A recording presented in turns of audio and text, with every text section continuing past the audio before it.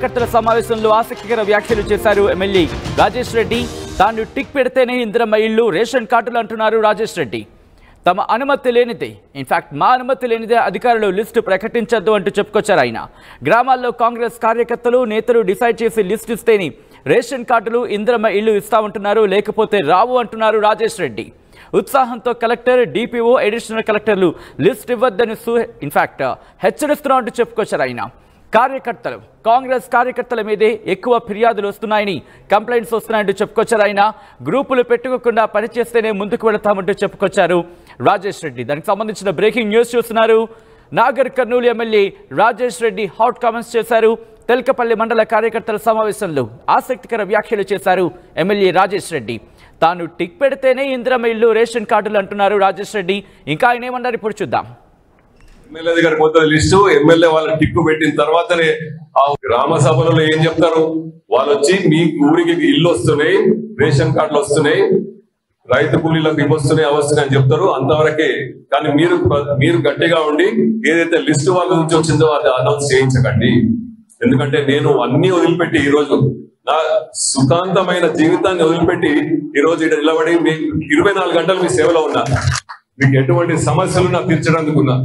రేపొద్దున రేషన్ కార్డులైనా సరే, ఇండ్లైనా సరే, ఆ గ్రామ కార్యకర్తలు, ఆ గ్రామ పెద్దలు కలిసి కూర్చొని డిసైడ్ చేసిన వాళ్ళకే లిస్ట్ ఇప్పిస్తాం. లేకపోతే ఒకరు కూడా రేషన్ కార్డు రాదు, ఒకరు కూడా రేషన్ కార్డు రాదు, ఒకరు కూడా ఇల్లు కావు.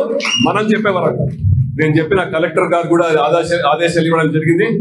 మన మంత్రి, ఇన్ఛార్జ్ మంత్రి దామోదర్ రాజనరసింహ గారు చెప్పిండ్రు, ఎమ్మెల్యే దగ్గర కొత్త లిస్టు, ఎమ్మెల్యే వాళ్ళ టిక్కు పెట్టిన తర్వాతనే ఆ ఒక లిస్టు రిలీజ్ అవుతుందని చెప్పడం జరిగింది.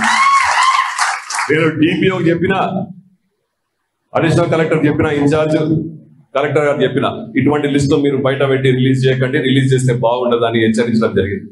కాబట్టి నేను 24 గంటలు మన కార్యకర్తలు, మన పబ్లిక్ అని ఆలోచిస్తున్నా. మీరు కూడా ఇవన్నీ దృష్టి పెట్టుకొని రేపు రాబోయే ఎలక్షన్ లో సర్పంచ్ అయినా సరే, ఎంపీటీసీ అయినా సరే, జెడ్పీటీసీ అయినా సరే, మనం కైవసం చేసుకోకపోతే ఇబ్బందులు ఉంటాయి. మొన్నటిదాకా మీరు నా కోసం కష్టపడ్డారు, మన సంవత్సరం క్రితం ఎలక్షన్ లో.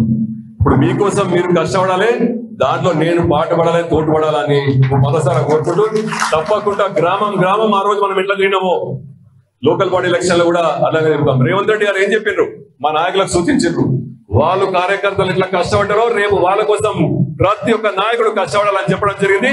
అదే విధంగా మేము కష్టపడతామని మీ అందరికీ సమాధానం చెప్తున్నా. మీరు ఎటువంటి అపోహలు పెట్టుకోకండి. మీరు ఈ మధ్య టిఆర్ఎస్ తక్కువైంది, మనది ఎక్కువైంది అని చాలా మంది అంటున్నారు స్టేజ్ మీద. ఎవరు వచ్చినా మనోళ్ళ గురించే కంప్లైంట్, సార్ వాడు అట్లా చేసిండే, వీడు ఇట్లా చేసి. అది కొంచెం తగ్గించుకోండి. గ్రూపులు కాకండి. గ్రూపులలో ఏం లేదు, అందరం ఒకటే సింబల్. రైట్, అది రాజేష్ రెడ్డి చేసిన వ్యాఖ్యలు. మరి ముఖ్యంగా తాను టిక్ పెడితేనే ఇందిరమ్మ ఇల్లు రేషన్ కార్డులు అంటూ చెప్పడం ఒక్కసారిగా సంచలనంగా మారింది. మా ప్రతినిధి మణికంఠ అప్డేట్స్ అందించేందుకు సిద్ధంగా ఉన్నారు. మణికంఠ, రాజేష్ రెడ్డి దీనికి సంబంధించి ఎందుకు అలా వ్యాఖ్యానించారు? దీని మీద ఎటువంటి రియాక్షన్స్ వస్తున్నాయి? కాంగ్రెస్ పార్టీ మరి ముఖ్యంగా రాష్ట్ర నాయకత్వం ఏమంటోంది?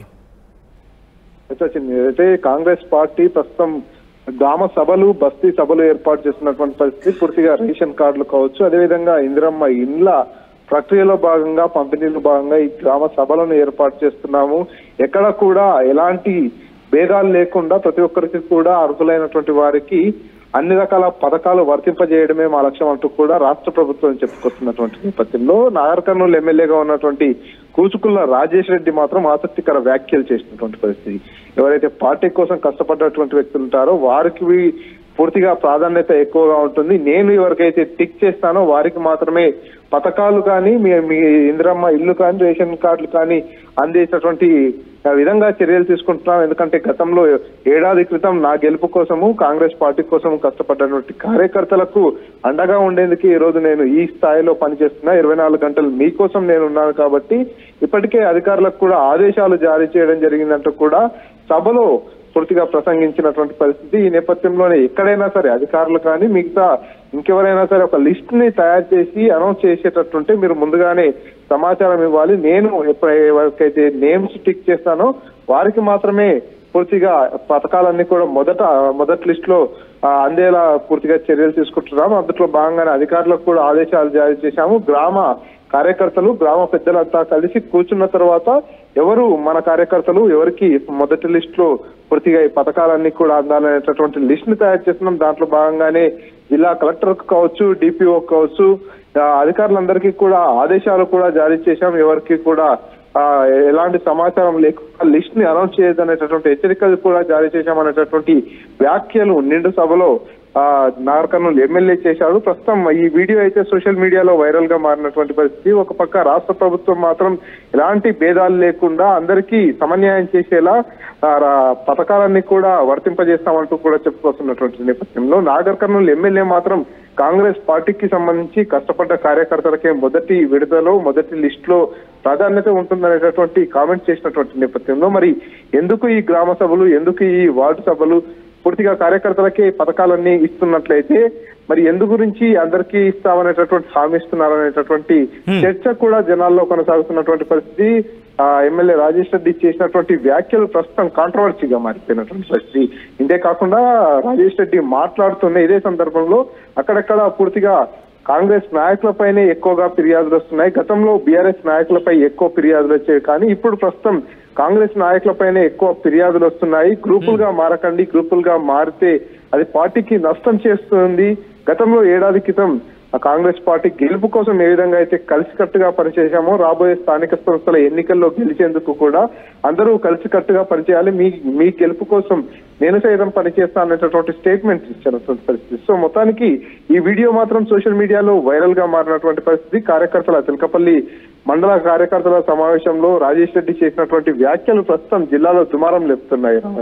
సచిన్, రైట్. సో ఇటువంటి నేపథ్యంలో బీఆర్ఎస్ నుంచి ఎటువంటి రియాక్షన్స్ వస్తున్నాయి? బీఆర్ఎస్ ఏముంటుంది?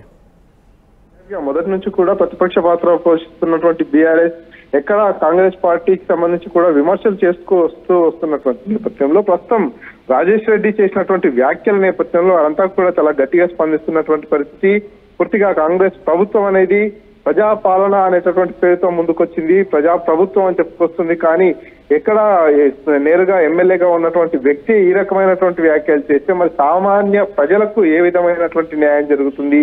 ప్రజా పాలన అని చెప్తున్నారు. పూర్తిగా ఏదైతే గ్రామ సభలు ఏర్పాటు చేస్తున్నారో అక్కడ ప్రతి లబ్ధిదారునికి అర్హుడైనటువంటి ప్రతి వ్యక్తికి కూడా న్యాయం చేసే దిశగా 6 గ్యారెంటీలు కావచ్చు, ఈ పథకాలన్నీ కూడా అమలు చేస్తున్నామని చెప్పుకొస్తున్నారు. కానీ నేరుగా ఒక ఎమ్మెల్యే అయి ఉండి స్టేజ్ పైన ఈ రకంగా వ్యాఖ్యానించినటువంటి నేపథ్యంలో మరి గ్రామ సభలు దేనికోసము, గ్రామ సభల ద్వారా నేరుగా లబ్ధిదారుల ఎంపిక జరుగుతుందంటున్నారు. కానీ మరి నేరుగా ఎమ్మెల్యేనే ఇటువంటి వ్యాఖ్యలు చేసినటువంటి నేపథ్యంలో మిగతా సామాన్య జనాలకు ఎటువంటి లాభం చేకూరుతుంది?